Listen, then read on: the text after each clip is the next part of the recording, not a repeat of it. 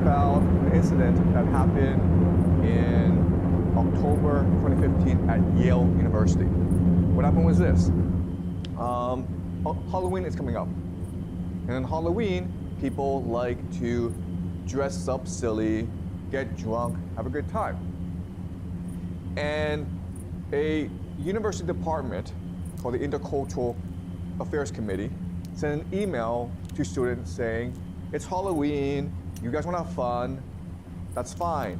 But please be sensitive about the feelings of other people.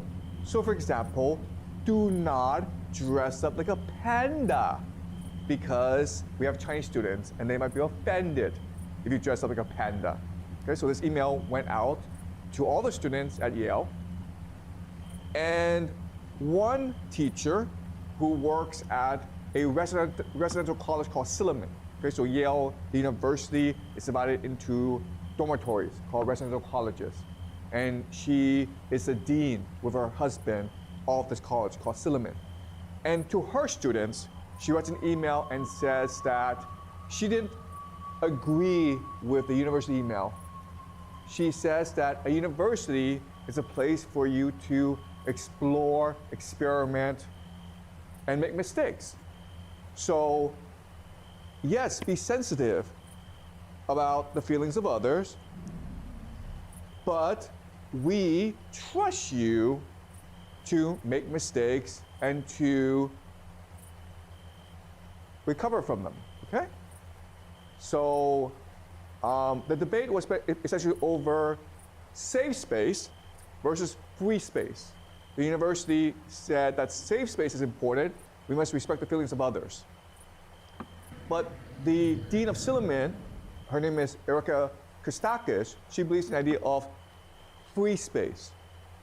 So a university is a place for debate, for questioning, for experimentation. And yes, feelings will be hurt. That's part of the growing up process, the intellectual process. So let me ask you a question.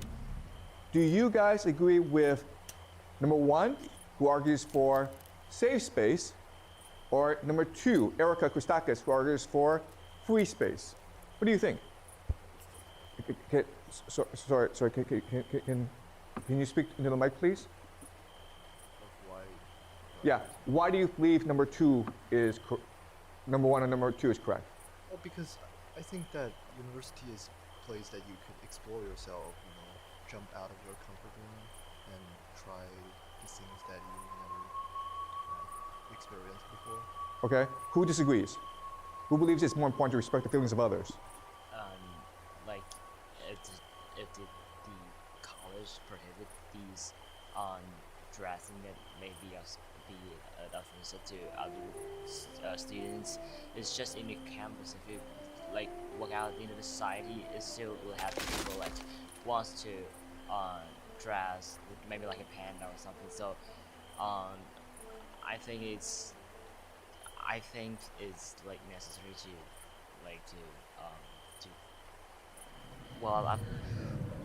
yeah. Okay, all right. Any other opinions?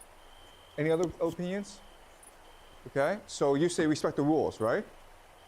I think it depends on who decided. It feels like for myself, I think free space will be more important. I need to explore what I want. But for being as a leader, being as a head of the college, I think safe space will be more important for them because they need to take in control. Okay, right, but the problem is this is a conflict, right? If the teachers care about safe space, you cannot have free space, right? So the question then is, what do you think in principle is more important, free space or safe space? Safe space. Okay. Okay, all right, okay. So yeah, so most students believe safe space is more important. And this marks a generational shift because when I was growing up, there was no debate. It was just assumed that free space is more important because if you're not allowed to make mistakes, if you're not allowed to explore, if you're not allowed to argue with other people, if your feelings don't get hurt, you will never grow as a person. Okay, so this marks a generational divide or a generational gap. Okay, so we're going to look at what happened because of this debate. So the students who read the email were offended that ʟɪᴠᴇ was arguing for free space because they believe that by doing this, you're going to hurt our feelings. All right? And so let's look at what happened.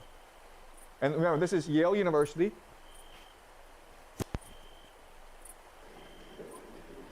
So what's happening is that when Nicholas Christakis, the husband of ʟɪᴠᴇ Christakis, went to a meeting, he was surrounded by students. And they're confronting him, okay? There's like 100 students. They're confronting him. And they're arguing, We're sitting here telling you that you are being racist. You are being offensive. You admitted that you hurt us. Why can't you say sorry and move on? I'm sorry. By saying that we were you have the right, that's how you're hurting us. One at a time. One at a time. It's very easy for any freedom world of mind to be misinterpreted. So one at a time. I'm happy to speak to you as much as well. I can't speak to you as much because I have other students that need time as well. So unfortunately, a little bit. Okay, so look, I'm not saying which side is correct. Okay, both sides have legitimate points. Both sides have problems. But you will notice that the professor, he's much older than the students. And the students are treating him, you can see their faces, right? They're treating him with some contempt. And that's not appropriate. And when I was growing up, we didn't do this. If you didn't like a professor, you thought, well, he's an asshole. But you know what? Most professors are assholes because they're professors. Okay? You did not go and like stalk the guy and complain to him. That's kind of disrespectful. All right? So the question then is, why is this happening? So I want to show you another video.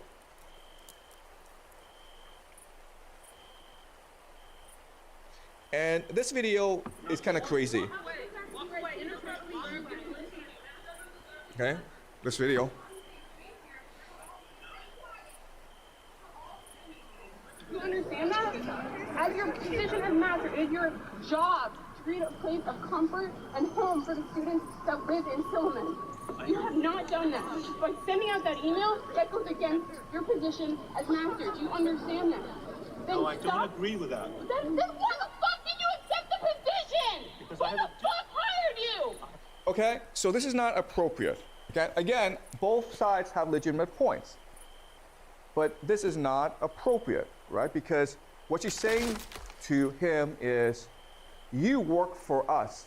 Your job is to make us feel at home. And his response is that my job is to help you learn.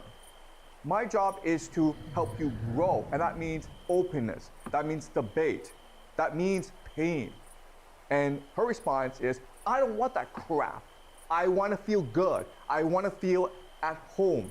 I don't be challenged. And if you think about it, that defeats the entire point of university. So again, I'm not saying who's right. I'm not saying who's wrong, but clearly there's a problem here. And when I went to Yale a long time ago, we didn't have any of this. In fact, this sort of incident where a student would curse a professor, it was unimaginable to us. Okay? So the question then is, why is this happening? And there are three explanations for why this is happening. The first explanation is parenting. These kids grew up in very privileged households, and their parents are very protective of them. And their parents treat them like friends. And so these kids are spoiled, okay? That's the first explanation. The second explanation is the idea of a consumerist mentality. So in a university, the idea is that the students are consumers, they're customers. And the customers are always right. What the customers want, you have to give them. So if the customers want a safe space, they want to come and enjoy their time at university, and they don't really challenge, the professors have to meet their demands. Otherwise, he should not have this job. Okay? And this is a mentality that we call neoliberalism or consumerism. Okay? That's the second explanation. Okay? The third explanation is ideological. So the idea is that at universities are overrun by left-wing professors who teach students that society is racist against minorities who happen to be, black and female. And they must overturn the white racist supremacist structure. And you do that by telling white professors who are privileged that they are racist. Okay, so these are three standard explanations for why this is happening. Because this sort of stuff is happening quite a lot in America. What I want to argue to you today is that there's actually another explanation, which I think is much more compelling. And the explanation is that universities have become bureaucracies. Before, universities existed to teach you how to think, to help professors do cutting-edge research that helps a society improve or innovate.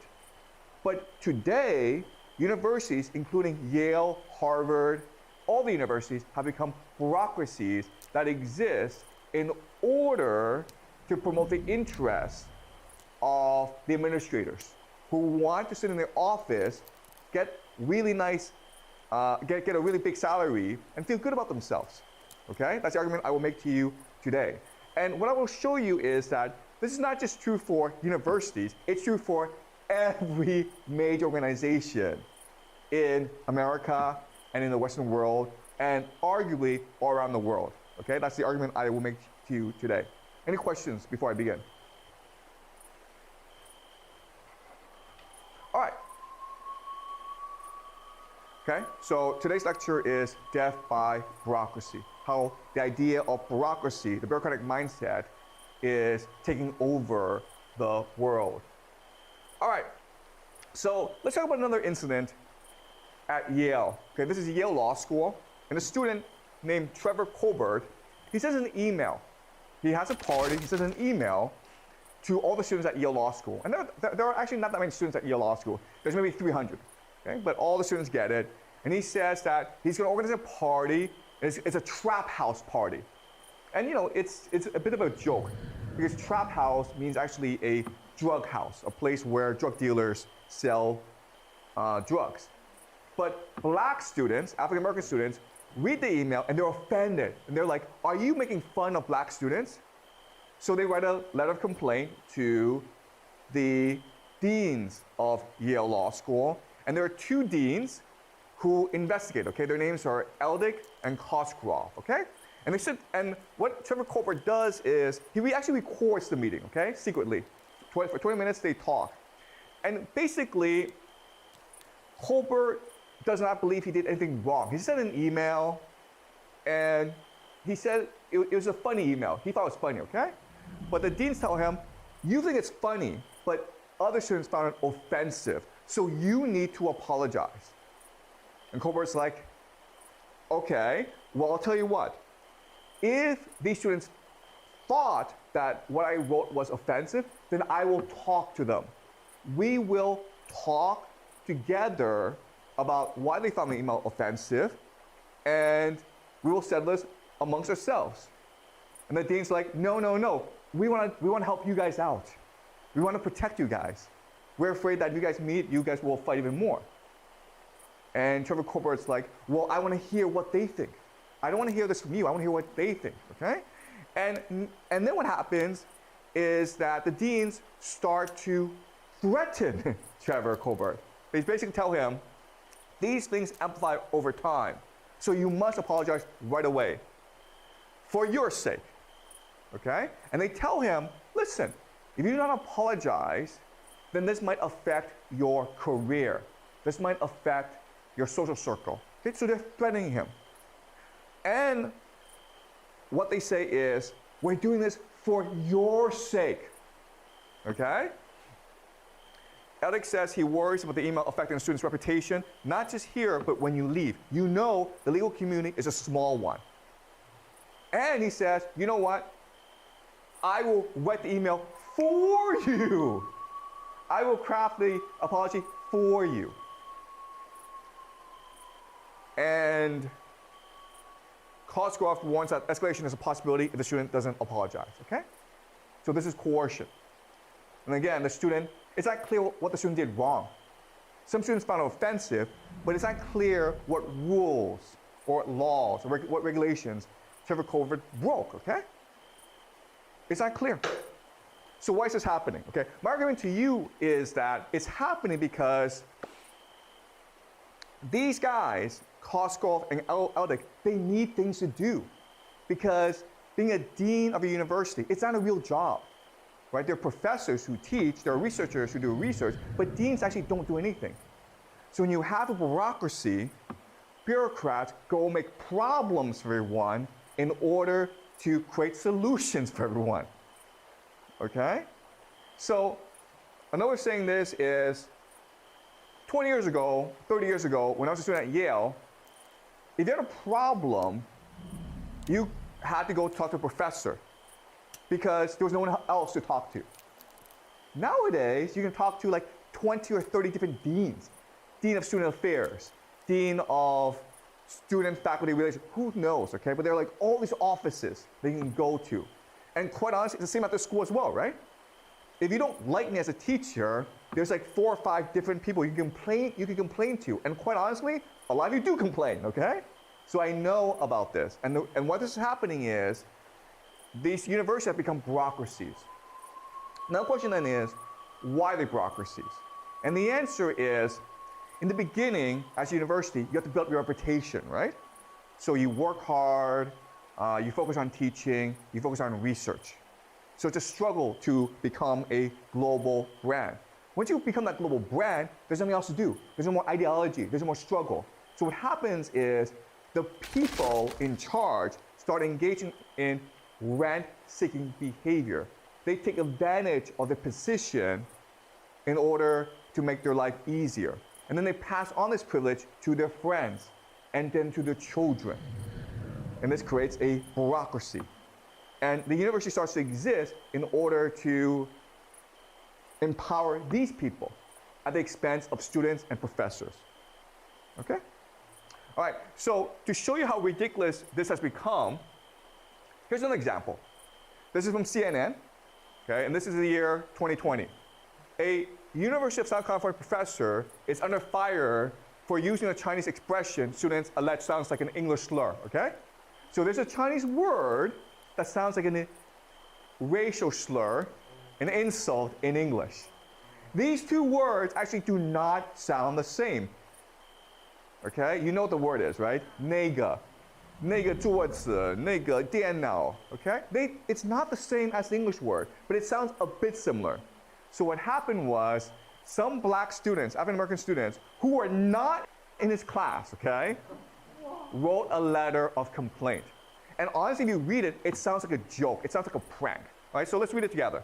Okay, so this is a professor, Greg Patton, and he's just teaching communication Chinese. He's just teaching Chinese to his students on how to communicate in China when you do business, okay? And he says, look, 那个, it's just a filler. It doesn't really mean anything. And he says it a few times. But there's no bad intention in what he's saying, right? I mean, he's just pointing out a fact. So what these students write is, this phrase, clearly and precisely before instruction, is always identified as a phonetic homonym and a racial derogatory term and should be carefully used, especially in the context of speaking Chinese within the social context of the United States. Okay? So this is a ridiculous idea. And honestly, it sounds like a joke, okay? It just sounds like these students are playing a joke. And the administration just ignore this, right? Guess what happens? The dean, okay, the head of the business school, announced that a different professor would take over teaching Patton's class. He fired Patton. And then he said, Professor Patton repeated several times a Chinese word that sounds very similar to a biracial slur in English. Understandably, this caused great pain and upset among students, and for that I am deeply sorry. It is simply unacceptable for faculty to use words in class that can marginalize, hurt, and harm the psychological safety of our students. We must and we will do better. Okay? He's being retarded. It's a joke, it's a prank, and he's taking it very seriously. Why? Because he's trying to protect his job. He's trying to look good.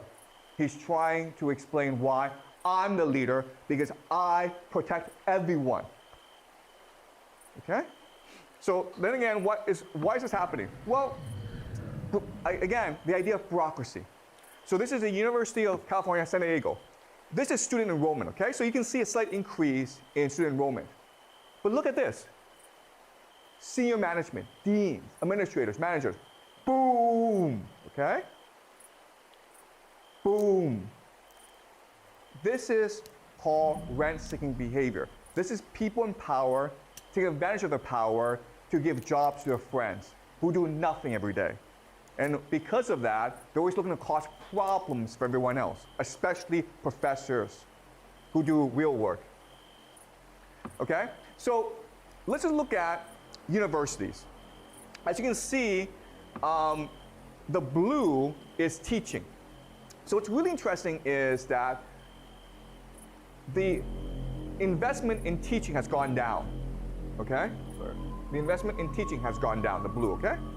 But look at this. The red is administration. So over the past, from 1980 to today, over the past 40 years, universities have put less money into both administration as well as maintenance, but have put more money into administration, into bureaucracy. Okay, this is where your money is going, guys. All right, so this is Illinois. You see a massive surge in managers, but at the same time, it's going down. It went down 3%. All right, so this is a paper written about the Swedish education system, the higher education system, okay? It's no different anywhere else. All right, so the argument is that bureaucracy is ballooning in Swedish higher education. So let's look at some interesting statistics. All right, so what's happening is that this chart tells you that teachers are teaching more and more students, okay? Teachers are teaching more and more students, but administrators are managing less and less students. And the reason why is teachers are fewer and fewer, but managers are more and more. That makes no sense, okay? So you can see that teachers and researchers, it's pretty flat, okay? It hasn't really expanded that much. But secretaries, people who do real work, it's going down. But managers are going up. Okay, so if the university is facing problems, the first thing you should cut are the people who do no work, right? But it's the opposite. People who do no work, the managers, keep their jobs, and in fact they pay themselves more. The professors and the maintenance and the secretaries lose their jobs to cut costs. Okay, this is how much they're paid. As you can see, over the same time period, secretaries are getting paid less and less, teachers are getting paid less and less, but look at this. Managers are getting paid more and more. These are the different departments, okay, of a university. So as you can see, okay, the jobs, the departments that do real work, IT, HR, they're going down, but management is going up. All right, so the people who do actually no work, their jobs keep on going up, and they get paid more and more. And as I said, the problem with bureaucracy is not only do managers do nothing every day, but they expect others to do more work, okay? So professors, researchers, teachers, they're doing more work because the managers are giving them more paperwork to do, okay? Like evaluations and all that. So professors spend now almost 20% of their workday on paperwork given to them by managers. And this paperwork is not necessary. It's just given to them to justify the jobs of the managers, okay? This is America. We go back to America, and as you can see, this is a university called Gallaudet, and as you can see, over a 20-year period, there's the blue are the salaries of professors, and it's pretty stable, okay? You went from 72 to 86, not a huge increase, but look, for managers, okay? The president, it doubled from 141 to 280. It doubled. Right now, the salaries are over 3 times as much as faculty.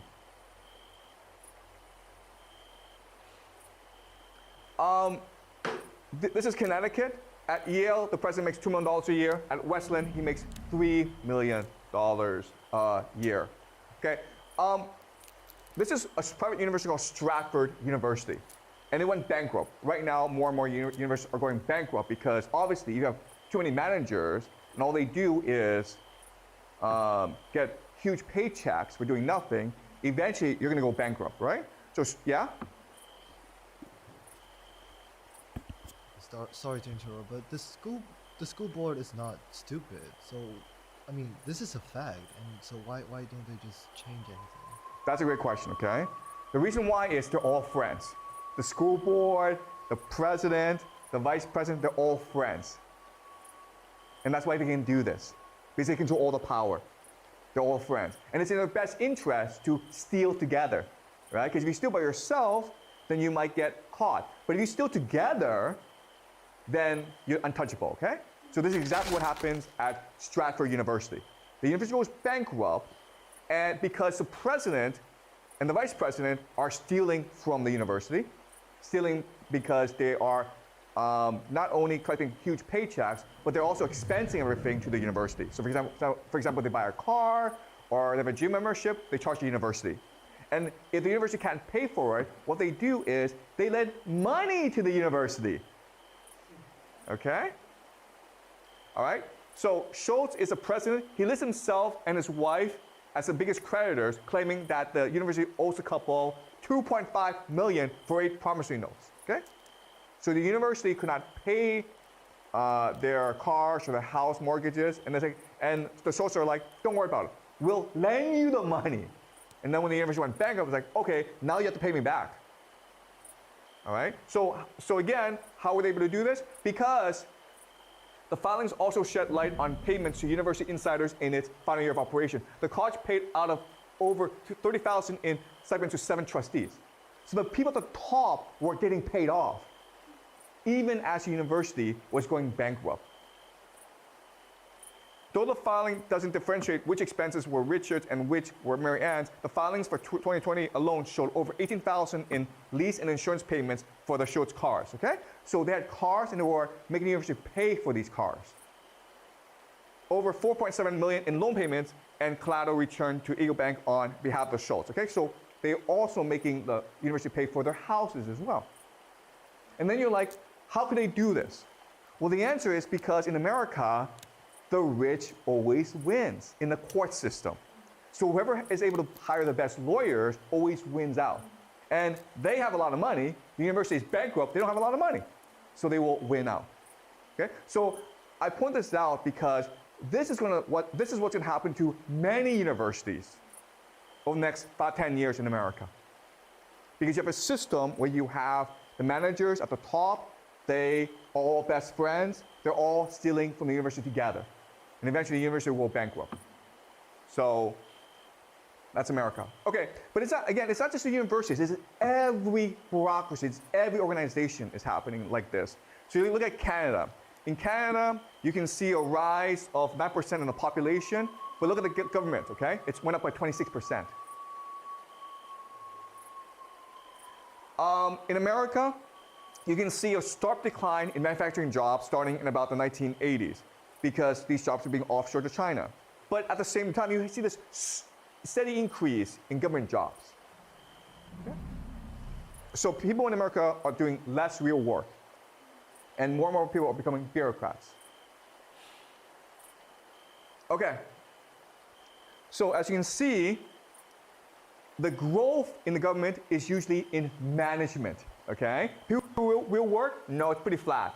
But look at the managers, look at the administrators, okay? They're going way up, and it's a pretty steady increase. All right, so how do we know the government doesn't really do anything? Okay, so there's a study that shows us that it's looking at rules, okay? So rules help society be more efficient. So as you can see, the number of rules have gone down actually. The number of significant rules that actually impact you day to day have gone way down.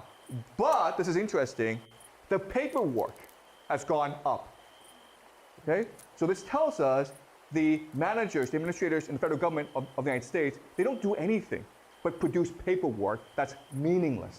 That has actually no impact on the lives of ordinary people, okay? Okay, let's look at the military. So everyone believes that America has the world's greatest military because it spends the most on the military and has all these high-tech weapons, right? The problem is the bureaucracy in the military right now. So you see what's happening is an increase in management because the ratio of manager, officer to soldier is going down, okay? So you have more officers and less soldiers. That's a problem when you're fighting a war. All right, so in the Civil War, and this is the 1860s, you had one officer for every 14 soldiers. Now it's 1 to 4, okay?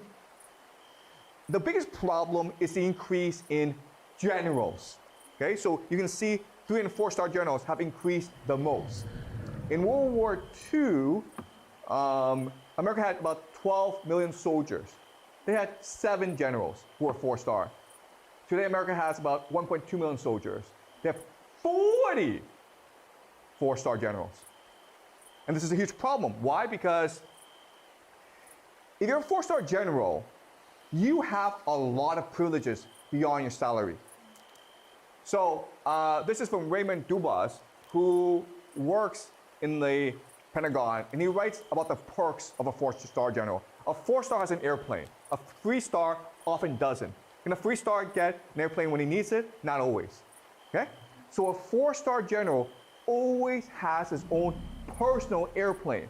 What is his personal airplane? It's called a G5. This is what a G5 is, guys. This is what a G5 is. This is his own personal plane. It's always there for him. If he doesn't want to fly, it's waiting on the tarmac for him, okay? You can see how luxurious it is. This costs $50 to $60 million per plane. Every 4-star general has this plane.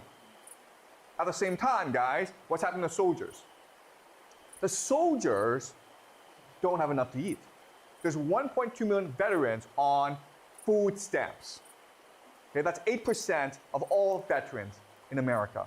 The people who actually fight, the people who actually make sacrifices for their country, don't have enough to eat, while the generals fly around in like these really nice planes. That's the state of the American military. All right, so it's not just the military, it's every single US government department, okay? All the administrators, you see massive increase in administration. All right, so people who do real work, okay, is in the red.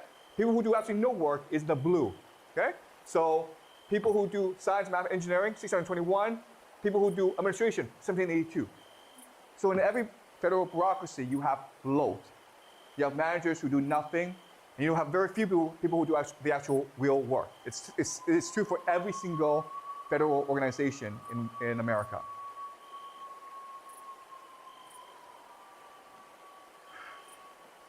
So this just shows you the ratio of managers and supervisors to other employees. What's really funny about bureaucracy is evaluation is very important. Who does the evaluation? Managers do the evaluation.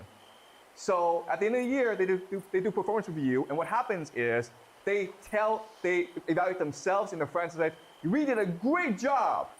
They then look at other people who do the real work and says, "You guys can do better, okay?" So outstanding is the highest performance review for the government, right? 64% got outstanding, okay? Managers who do nothing every day. 47% got outstanding for every other job. All right? So it's a rigged game. Same thing with hospitals. The brown is the growth in doctors. You can see it's pretty steady. But look at the administrators. Okay? The yellow are the administrators. It's blowing up, okay? And so it forces healthcare costs to go up. The reason why healthcare is so unaffordable in the United States is not because it has the best healthcare in the world. It doesn't. It's expensive because it's got so many administrators who do nothing every day. All right? So, what do these managers do? Well, the managers always think of new ways to screw everyone else. Okay, so these are health insurance companies, and this is their denial rates. Okay, so you work hard for 40 years, you pay your health insurance. Okay, and then maybe you get cancer, and then you go to the doctor charges you like $1 million, and you're like, you don't have $1 million, but you have insurance, so you go to an insurance company. It's like, hey, I paid 40 years of insurance fees. Can you help me out? And look, the insurance company, United Healthcare, about a third, 32% of all claims are denied. And they do this as practice because if you fight them, they'll say, okay, you know what, we'll agree to pay you back, okay? But if you don't fight them, then they're like, great. Okay? So it's extremely unethical. And so that's what managers do every day. Think of new ways to screw over their patients and doctors. All right, so why is this happening? All right? Why is America like this? Why is the West like this? Why is the entire world like this? So this is Franz Kafka, and he was writing before World War I. This is his most famous book called The Trial. Okay, I'm not sure if you guys have read this book or heard of this book. Okay, it's very good. And the novel, it's a very interesting novel because the main character, Joseph K., he works at a bank. He's a bank clerk, and he has never gotten into trouble his entire life. Okay, he's very obedient. He's very nice. He just sticks to himself. And then one day, the police come and arrest him. The police don't tell him why, and Joseph K. tries to figure out why, but he does not know what he did wrong. He does not know why he's being arrested. And then he's put on trial, and the judge doesn't tell him what he did wrong. Okay? And Joseph K. is trying to figure out why this happened to me, okay? And this is his answer. Its purpose is to arrest innocent people and wage pointless prosecutions against them, which, as in my case, lead to no result. How are we to avoid those in office becoming deeply corrupt when everything is devoid of meaning? Okay? Because society has become a bureaucracy, and bureaucrats need things to do. So the police go and arrest innocent people and then send them to trial, okay? Now, what he doesn't say is, the police could arrest criminals, right? But the police don't want to do that because the criminals might fight back, or the criminals might be mean, okay? They rather arrest an innocent person because they know the person will be compliant. Okay, that's the logic of bureaucrats. How do I justify my existence? By doing as little work as possible. Okay? So, this sounds strange, but let me tell you a story. This is a true story. I'm in Toronto with my 2 boys, and I let them run around the park, okay? And we've been doing this for 2 months. So I trust them. One of my boys, he's 4 years old, he runs too far, and I lose track of him, okay? A stranger finds him and starts talking to him, but my boy doesn't speak any English. So people now surround my boy, like, where are your parents? And he is scared because he doesn't speak any English. So he faints, okay? That's what he does, he faints to protect himself.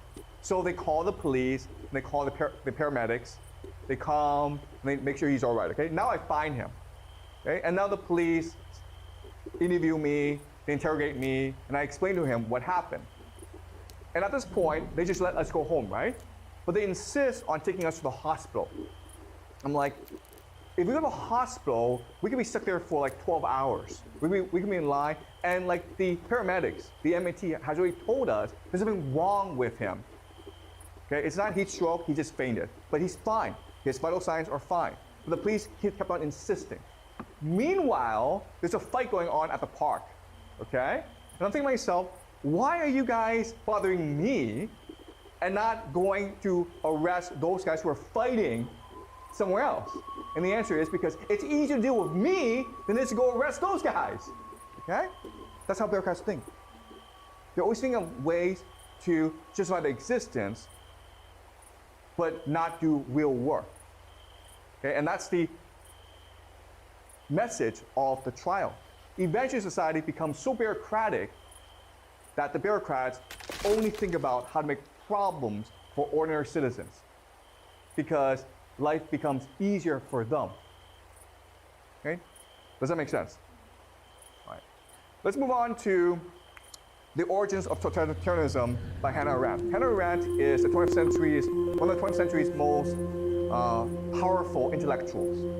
And she's writing about how Nazism came to dominate Germany, now communism came to dominate Soviet Russia, and how these two regimes led to the deaths of tens of millions of people. How they started World War II, how they created the Holocaust, how they created the famine, okay? And in her book, she says that these two regimes are religious cults. They're evil cults. And they have three defining characteristics, okay? The first is that they're removed from reality. They don't care about reality. They have a religion, they have a faith, they have a mindset, and they want to impose their faith on reality. They don't care about reality. They're removed from reality. That's the first thing, okay? Second thing is that when you're removed from reality, your only logic is movement, expansion, okay? You only know if you're right if you're growing, okay? So if the Nazis, their faith, their religion would lead to the destruction of Germany, but their membership was increasing, so they were right. They were winning these wars against European countries, therefore they're right, okay? They cannot use logic to explain their actions, so they use movement to justify their actions, okay? That's number two. 1 and 2 means number 3, which is the Nazis and the Soviets hated reality. They defied reality. They fought against reality. So even though the Nazis were losing the war, even though it's clear they could not defeat the Soviet Russia, they doubled down. Because in their religion, movement is what matters. Defying reality is what matters. And that's what led to the destruction of Germany. Okay? All right, so, and she explains that totalitarian regimes have these 3 characteristics. They're removed from reality, all they care about is expansionism, and they want to defy reality as their true test of faith. What she does not say in the book is that these 3 can be applied to all bureaucracies, all governments, meaning that over time, all governments, all bureaucracies will tend towards totalitarianism, because that's the only way they can justify their existence. Okay, does that make sense? All right, so let's talk about this concretely. Okay, what do I mean by this? So this is a book by James Scott. It's an excellent book, by the way, called Seeing Like a State. And he's trying to explain to us how bureaucracies work, how governments function. And for him, governments actually create more problems than they solve. Why? Well, he lists 4 reasons. The first is that all they care about is the administrative ordering of nature and society. So another way of saying this is a bureaucracy is a machine, it's a hierarchy, it's static, it's mechanical. But society is like a forest. It's diverse. It's an ecosystem. It's organic. For a state to exist, it must turn the forest into a machine like itself. So it destroys diversity. It destroys spontaneity. It destroys imagination, okay? All right, so let's use an example of this, all right? So my question to you is like, who are you? Can you tell us who are you? Like who are you as a person? Tell us who you are as a person. Yeah, just use 1 or 2 minutes to introduce yourself. Who are you as a person? Hi, my name is Banker, and I grew up in Beijing. And I came to this school in 2024, last year. And Okay, wrong.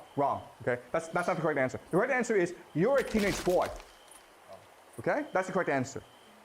All right, you believe that you are an individual with individual aspirations, ambitions, with a past, with a history. The state doesn't care. The state needs to classify you in a way that can use you, okay? You're a teenage boy, which means like 2 years' time, you can be employed in a factory, or I can send you to war. Okay, that's all I care about. Okay, I don't care about your name, I don't care about who you are, I don't care who your parents are, I don't care about your past, I don't care what you like. All I care about is the fact that you are a teenage boy, and therefore I can exploit you for labor. Okay, that's how states think. Okay, so the bureaucratization of society. Second is the idea of high Marner's ideology. So because the state is a monopoly, the bureaucracy is a monopoly, it becomes arrogant, it has hubris, it's overconfident, and it wants to impose its ideology on everyone else. It believes that through its own planning, it can achieve paradise. Okay? So it becomes authoritarian, meaning it refuses to listen to criticism, to feedback, to questions. It is not open to debate. It imposes its will on people, okay? Which creates a weak civil society. And if as an organization, you're not getting feedback, you're not allowing for openness, then you will wither and die, okay? And that's why states, governments will always fail in the end. Okay, so he uses 2 examples. The first example is what happened in the late 19th century Germany. So in Germany, there's lots of forests. And the state is thinking of ways, how can we best monetize the resource of the forest? Well, there's certain trees that you can cut down for lumber, right? The problem is that in a forest, most space is occupied by useless shrubs or greenery or trees, okay? So their bright idea is, you know what? Here's a simple solution. We'll burn down the forest and just plant trees that we can harvest for lumber, right? Brilliant. That's a brilliant use of space. It's more efficient. The problem though is that when you do that, the trees are now susceptible to disease, to weather changes. A forest is resilient because it's diverse, okay? So this is what Scott says. Monocultures are, as a rule, more fragile and hence more vulnerable to the stress of disease and weather than polycultures are. Any unmanaged forest may experience stress from storms, disease, drought, fragile soil, or severe cold. A diverse, complex forest, however, with its many species of trees, its full complement of birds, insects, and mammals is far more resilient, far more able to withstand and recover from such injuries than pure stands. So nature has diversity because it allows for resilience. Okay? Some part of the forest can die, but the rest of the forest will recover from anything, whether it's disease or drought or weather, okay? And we humans are the same way. If you let humans do whatever they want, we are resilient. So some communities might die off, but other communities will adapt.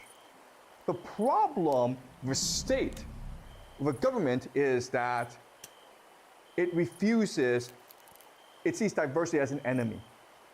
Okay, so if there's a natural disaster, it's very likely that a lot more people die off than otherwise, okay? Another example is forced communism in Tanzania. Okay, so it's a top-down system.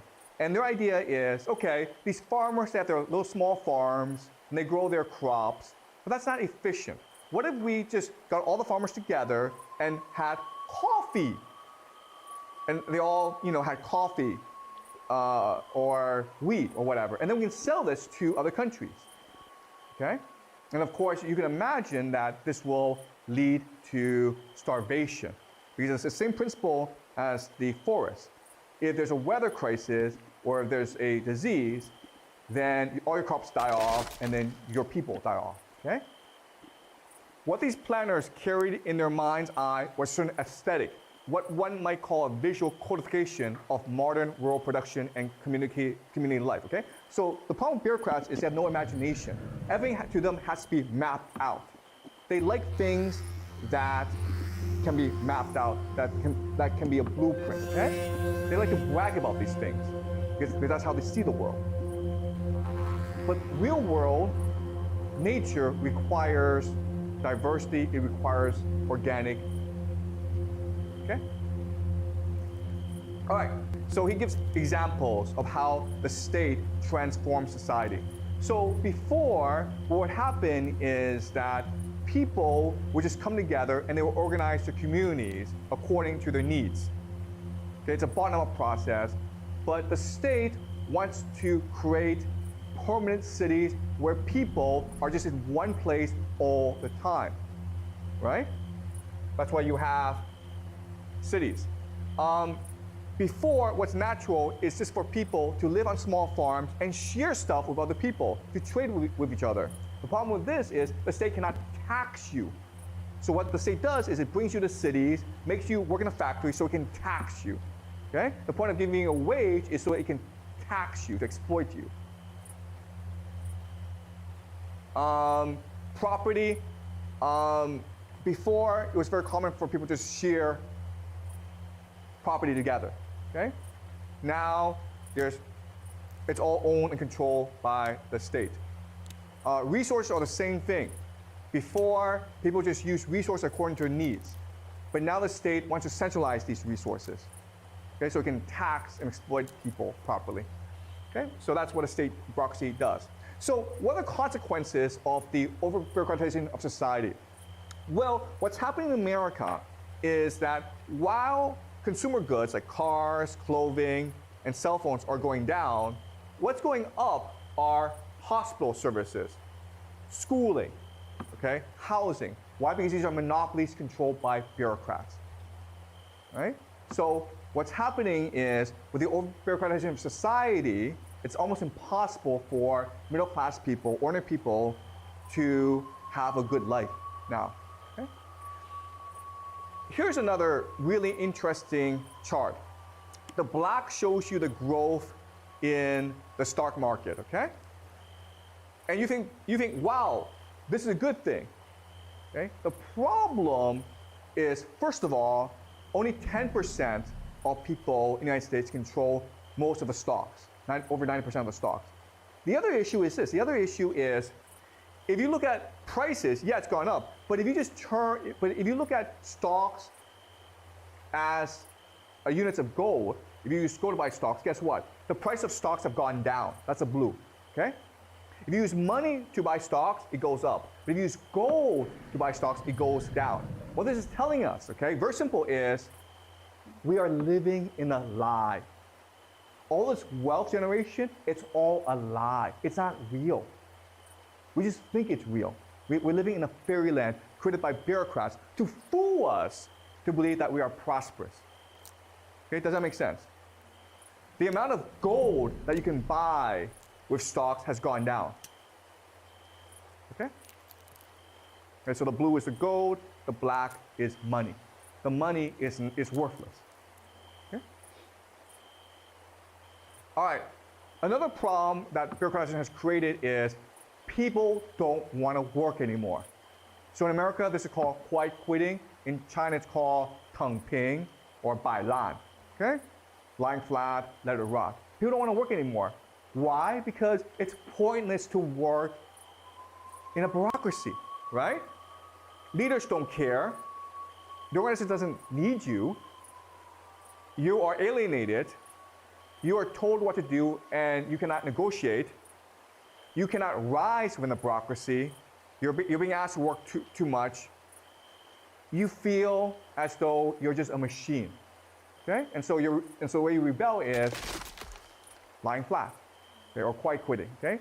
So your over-bureaucratization of society means that people now have become more lazy, more complacent, more indifferent. And what this also means is that democracy is declining because people's voice, people's power is declining, okay? So you can see that people feel as though democracy is in the decline. In fact, experts estimate that democracy, the capacity for people to participate in politics, the capacity for people to influence politics has declined rapidly these past 10 years, okay? So we are living in a world that is becoming more and more bureaucratic, and it's killing us, okay? All right, questions?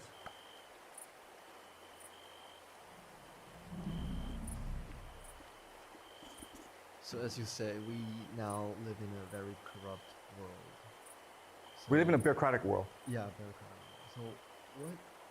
So I can't really see the future of, no matter it's the mankind or like, are there any good side of the current world? Okay. What are good things about the current world? Well, the good side is that because things have become so corrupt, people now are forced to think for themselves, right? Before, you could just trust your teacher, you could just trust your parent, you could just trust authority figures. But now you see them for the bureaucrats that they are, and so now you're forced to think for yourself. And so you're now forced to educate yourself. You're now forced to explore different opinions. So people's minds are opening, and that I think is a very good thing in today's world. Okay? Any more questions? So will it help if we cancel most of the managers and just like keep one or two of them? Like. Yeah, okay. So that's a really good question, okay? If this is a problem, why not just get rid of the managers? And the answer is they have all the power. Okay? They would much rather send you to war and kill you off than to lose their jobs. Okay, so going back to the example of Stratford University, their mentality is, how do I maintain my privilege? They don't care about society. All they care about is maintaining their privilege, right? So they are a bankrupt society, and then when society becomes bankrupt, they expect society to still continue to pay them off. Okay, so these are parasites, and there's nothing we can do about it. Yeah?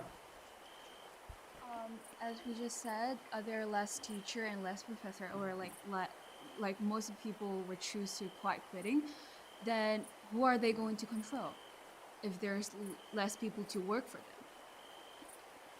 You know, okay, that's a really good question.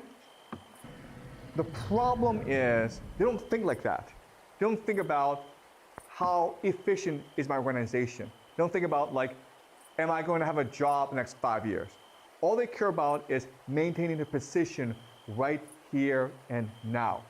Okay? And the way they do that is they hire their friends or people like them into other management positions. So they become like a cabal or a network onto themselves. And for them, they become parasites. And what parasites want to do is they want to feed off the host. And the host dies, what's going to happen? They will switch to another host, right? Why? Because they're all part of larger networks as well. So that's how they think. They're thinking, well, you know, as long as society survives, I will continue to have a job, okay? So maybe this university goes bankrupt, but there's another university I can go to and exploit. And you know what? It works, okay? Because people at the top protect each other, all right? Okay, does that make sense? They don't care about this host, they don't care about this organization. They don't care if it goes bankrupt because they can always move on to another organization to bankrupt. Okay? What matters is to maintain their patronage, their political networks, so they all help each other. Okay? Does that make sense? Okay, great. Any more questions? Is there any possible to stop or even reverse this cooperating system? Yeah. I keep on explaining this, okay? They are the ones in power. And so what has to happen is all society has to collapse before society can regenerate, before society can rejuvenate, okay? But before society can collapse, they have a lot of tricks up their sleeves, okay? So for example, they can create civil wars where the left and the right fight each other and they're left alone. Or they can use AI to control you, right? AI is God, guys, listen to God, okay? Or they can fake an alien invasion, okay? Or they can send you to war. They can start all these pointless wars, okay? But whatever it takes in order to maintain their privilege and their power, that's their mentality. And that's how they got to where they are, okay? And that's how the elite think. Any more questions, guys? Okay, Mr. Zhang, my question is, so I'm a 12th grader, so if you are in my shoe, like if you are a 12th grader nowadays, what would you do? Like, are you still going to pursue for a further education, higher education, or were you going to just drop out? Yeah, okay. That is a great question. So you guys are about to go to university, and as I told you in this class, university is a complete ripoff, okay? All you're doing is you're paying for the nice salaries and perks of these administrators at university. You're not really paying for the professors, all right? You're paying for the administrators to have their nice lives. And so what I would do is maybe not go to university. What I would do is focus on education, on learning, by reading a lot of books, by asking a lot of questions and doing my own research, by learning real skills, okay? So in a society like this, where the game is rigged, going to university means that you'll just lose, okay? Maybe before, like 20, 30 years ago, it was good to go to university because you might become a manager. But now, all those slots have been taken up by the elite and the children, okay? There's no space for you. So the only thing you can do in this context is to really start educating yourself in real knowledge, all right? Reading books, meeting lots of different people, exploring the world, okay? Like really develop real knowledge, okay? That's the best solution, all right? Any more questions?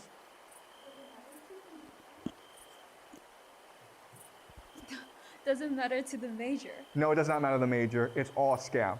Okay. Yeah. Okay. It's all a scam.